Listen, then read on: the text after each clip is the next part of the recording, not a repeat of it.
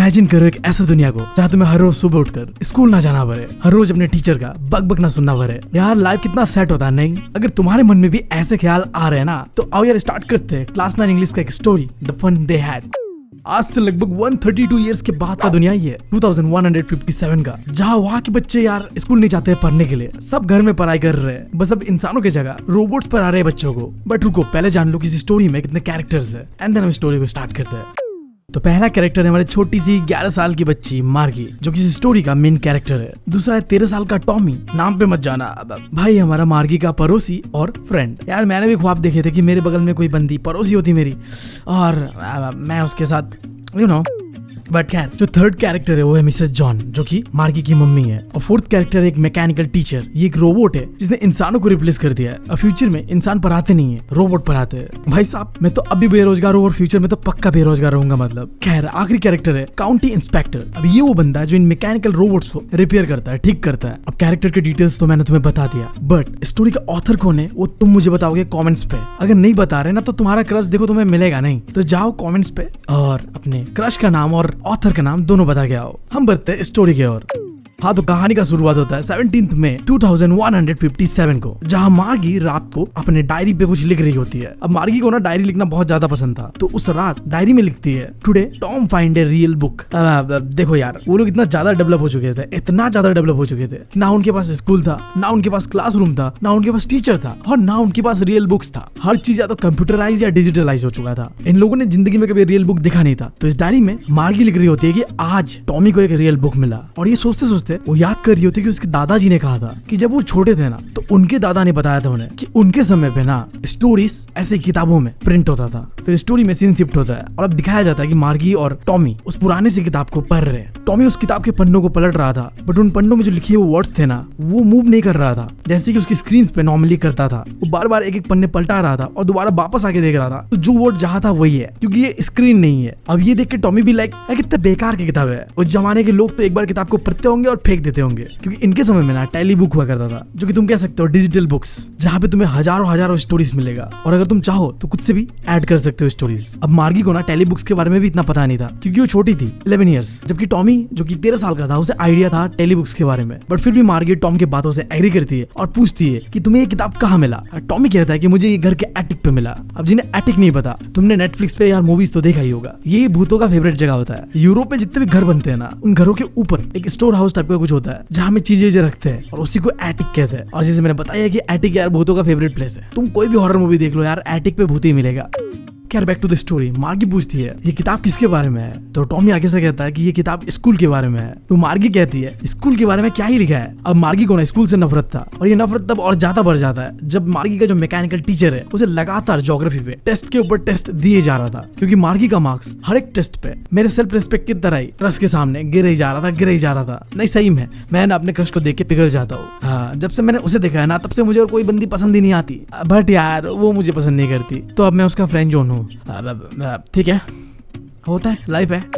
Back to the story. तो Margie ना geography test देते देते परेशान हो चुकी थी, क्योंकि कुछ भी कर लो यार उसके अच्छे मार्क्स आ ही नहीं रहे थे। उसके मम्मी को उसके ऊपर बहुत दया आता है। वो सोचती है शायद इस मैकेनिकल टीचर पे कोई दिक्कत है, तो वो कॉल करती है और बुलाती है काउंटी इंस्पेक्टर को, जो कि चेक करेगा क्या इस मैकेनिकल टीचर पे कोई दिक्कत है, और अगर दिक्कत है तो उसे ठीक कर देगा। अब मैंने तुम लोग को पहले ही बताया था कि जो ये काउंटी इंस्पेक्टर है ना, ये इन रोबोट्स को ठीक करता है अगर कोई भी दिक्कत आता है तो कॉल करने की कुछ ही देर में काउंटी इंस्पेक्टर मार्गी के घर में आता है। गोलू मोलू सा छोटू मोटू सा रेड फेस वाला काउंटी इंस्पेक्टर आके बहुत प्यार से हमारे मार्गी को एक एप्पल देता है मीठा सा, एंड वो जाके रोबोट को ठीक करने लगता है। और यहाँ मार्गी बैठे बैठे मनी मन सोच रही होती है कि काश ये मोटा सा अंकल इस मैकेनिकल टीचर को ठीक ही ना कर पाए। मैं यार ये टेस्ट देते देते थक चुकी हूँ। बट कहते हैं ना यार, मन के लड्डू मन में रह जाते हैं। तो मार्गी के साथ भी ऐसा ही था। वो काउंटी इंस्पेक्टर उस मैकेनिकल टीचर को 1 घंटे के अंदर ही ठीक कर देता है। अब ऑन होने के बाद मार्गी को मैकेनिकल टीचर और भी भद्दा दिख रहा था। स्क्रीन में जितने भी लेसन क्वेश्चंस थे सब दिखाया जा रहा था।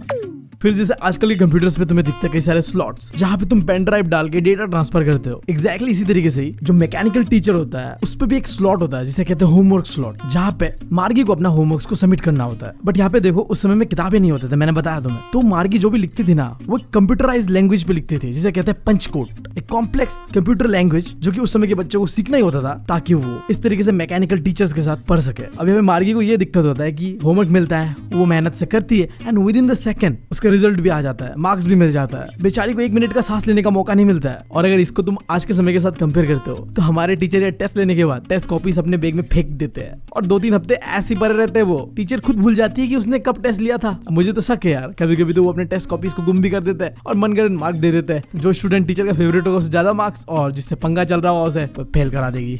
I don't know. अब देखो, ये जो चीज था हमारे साथ, ये मार्गी के साथ नहीं था और इस चीज से मार्गी बिल्कुल खुश नहीं थी। कौन ही वाला खुश होगा यार, अभी अभी टेस्ट दिया और अभी अभी रिजल्ट आ गया और फिर से टेस्ट। अच्छा नहीं लगता, राइट? खैर, अब इसके बाद जो काउंटी इंस्पेक्टर है वो मार्गी की मम्मी से बात कर रहा होता है। वो कहता है कि इसमें आपकी बेटी की कोई गलती नहीं है, दिक्कत मैकेनिकल टीचर में ही था। उसका जो ज्योग्राफी सेक्शन था ना, वो बहुत ही एडवांस लेवल का क्वेश्चन पूछ रहा था मार्गी से। इस वजह से मार्गी का टेस्ट में अच्छा मार्क्स नहीं आ रहा था। बट अब दिक्कत की कोई बात नहीं है, क्योंकि मैंने अब उसे एक 10 साल के लेवल पे सेट कर दिया है। अब मार्गी को जो भी क्वेश्चन पूछा जाएगा वो एक 10 साल के बच्चे को जितना पूछा जाना चाहिए उतना ही पूछा जाएगा। ओवरऑल मार्गी का जो मार्क्स होता है वो काफी अच्छा रहता है, वो अच्छा परफॉर्म कर रही होती है। बट ये सब चीजें सुनने के बाद भी मार्गी खुश नहीं थी, क्योंकि उसके दिमाग में तो कुछ अलग ही चल रहा था। मार्गी इस उम्मीद में थी कि काउंटी इंस्पेक्टर इस मैकेनिकल टीचर को अपने साथ लेके चला जाएगा, क्योंकि जब एक बार टॉमी का मैकेनिकल टीचर पे कुछ दिक्कत हो रहा था तो उसे 1 महीने के लिए लेके चला गया था। तो अब लग रहा था कि मार्गी के साथ भी ऐसा ही होगा, बट ऐसा होता नहीं है। कह रहा है बैक टू प्रेजेंट, जहां मार्गी टॉमी से पूछती है कि कोई स्कूल के बारे में क्यों ही लिखेगा। तो टॉमी कहता है कि ये हमारे जैसा स्कूल नहीं था, स्टूपिड। यहाँ पुराने समय का जो स्कूल हुआ करता था उसके बारे में लिखा हुआ है, जो कि सेंचुरीज पहले कैसा स्कूल था उसके बारे में लिखा हुआ है। अब यहाँ पे मार्गी को टॉमी ने स्टूपिड कह दिया था, तो मार्गी को बुरा लगता है। वो कहती है कि मुझे तो नहीं पता था तुम जो मुझे स्टूपिड कह रहे हो। फिर इसके बाद टॉमी कहता है उस टाइम में ना इंसान पढ़ाते थे, रोबोट्स नहीं। जिसे सुनने के बाद मार्गी कहती है कि क्या इंसान कैसे किसी को पढ़ा सकते, ये इम्पॉसिबल है। एक इंसान कैसे एक मैकेनिकल टीचर जैसे स्मार्ट हो सकता है? तो टॉमी कहता है क्यों नहीं हो सकता, मेरे पापा तो इतना ही स्मार्ट है जितना मेरा मैकेनिकल टीचर है, तो बिल्कुल हो सकता है ऐसा। फिर मार्गी कहती है कि अच्छा चलो मैंने मान भी लिया तुम्हारा बात, बट फिर भी मैं एक रैंडम इंसान को मेरे घर क्यों आने दूंगा। अब ये सुनकर टॉमी को बहुत जोर का हंसी आता है। वो कहता है उस समय टीचर घर में आके नहीं पढ़ाते थे, एक स्पेशल टाइप का बिल्डिंग होता था जिसे कहता है स्कूल। वहां में सारे बच्चे आते थे एंड एक साथ सबको पढ़ाया जाता था एक ही चीज, और सारे के सारे बच्चे सेम एज के होते थे। अब यहाँ पे देखो बात चल रहा है हमारे क्लासरूम का। स्कूल पे जाते हैं, क्लासरूम पे बैठते हैं और एक ही चीज पढ़ते हैं हम। इनके लिए वो चीज बहुत ही नया था, अजीब चीज था, स्पेशली मार्गी के लिए, क्योंकि आगे मार्गी कहती है कि उसके मम्मी ने कहा था कि हर एक टीचर को ना स्टूडेंट के हिसाब से एडजस्ट करना होता है, क्योंकि सबका माइंड एक जैसा नहीं होता है। देखो बात तो सही है, हर किसी को तुम एक तरीके से पढ़ा के नहीं समझा सकते। तो टॉमी यार इस बात से चिढ़ जाता है। वो कहता है कि यार तुझे अगर कहानी पसंद नहीं आ रहा है, सुनने में मजा नहीं आ रहा, तो तू जा, तू मेरा दिमाग मत खा। फिर मार्गी कहती है कि नहीं मुझे तो काफी अच्छा लग रहा है, तो मुझे और बताओ इस फनी स्कूल के बारे में। बट उसी समय मार्गी की मम्मी आ जाती है, इस पूरे सीन को इंटरप्ट करती है और कहती है मार्गी को कि हो गया स्कूल का टाइम, अब चलो बेटी। अब मार्गी को तो बिल्कुल जाने का मन हो नहीं रहा होता है, बट क्या करे यार, मम्मी के सामने किसका चलता है। तो वो टॉमी से कहता है क्या हम इस किताब को दोबारा पढ़ सकते हैं स्कूल खत्म होने के बाद? तो टॉमी कहता है कि हाँ देखते हैं, एटीट्यूड भाई साहब। और वो सीटी बजाते बजाते अपने किताब को लेके चला जाता है वहां से। और मार्गी भी आ जाती है अपने स्कूल पे। अब स्कूल तो था नहीं, यानी कि अपने जो बेडरूम के बगल में ही जो उसका मैकेनिकल टीचर था वो उसके लिए इंतजार कर रहा होता है। वो जाके बैठती है, बिल्कुल नॉर्मल डेज की तरह ही क्लास स्टार्ट होता है, जहाँ उस मैकेनिकल टीचर के स्क्रीन पे लिखा होता है कि आज का अरिथमेटिक लेसन होगा addition of proper fractions. And कहा जाता है जो कल का होमवर्क है उन्हें होमवर्क स्लॉट पे इंसर्ट करे। मार्गी अपने होमवर्क्स को सबमिट करती है एंड देन क्लास स्टार्ट होता है। बट मार्गी के दिमाग में तो कुछ और ही चल रहा था। उसके दिमाग में उस टॉमी के पुराने किताब के बारे में था कि रियल स्कूल कैसा होता होगा। उस समय के बच्चे तो बस मजे ही मजे करते होंगे। नहीं दीदी, इतना भी मजे नहीं करते हम जितना आप इमेजिन कर रही हो। वो इमेजिन कर रही होती है कि जब उसका ग्रैंडफादर का ग्रैंडफादर बच्चा हुआ करता होगा, तब जो स्कूल जाता होगा तो जो सारे अगल बगल के पड़ोसी वाले बच्चे होते हैं वो एक साथ स्कूल जाते होंगे, एक साथ खेलते होंगे, एक साथ हंसते होंगे, एक साथ एक ही क्लासरूम में जाके बैठते होंगे एंड देन क्लास खत्म होने के बाद एक साथ ही अपने अपने घर चले जाते होंगे। वो एक ही तरीके की चीजें भी सीखते होंगे और होमवर्क करते टाइम एक दूसरे का मदद भी करते होंगे। चीटिंग भी करता होगा यार, ये भी ऐड कर लेना, बट है नहीं स्टोरी में ये चीज। खैर जब यही चीजें मार्गी सोच रही होती है कि उस समय कितना मजा होता होगा, तभी उस मैकेनिकल टीचर की स्क्रीन पे दिखाया जाता है कि भाई साहब फ्रैक्शन निकालो 1/2 एंड 1/4 का। बट तुम्हें पता है कि मार्गी यार अलग ही ख्यालों में खोई हुई थी। वो सोच रही होती है कि उस समय के लोग कितने मजे करते होंगे।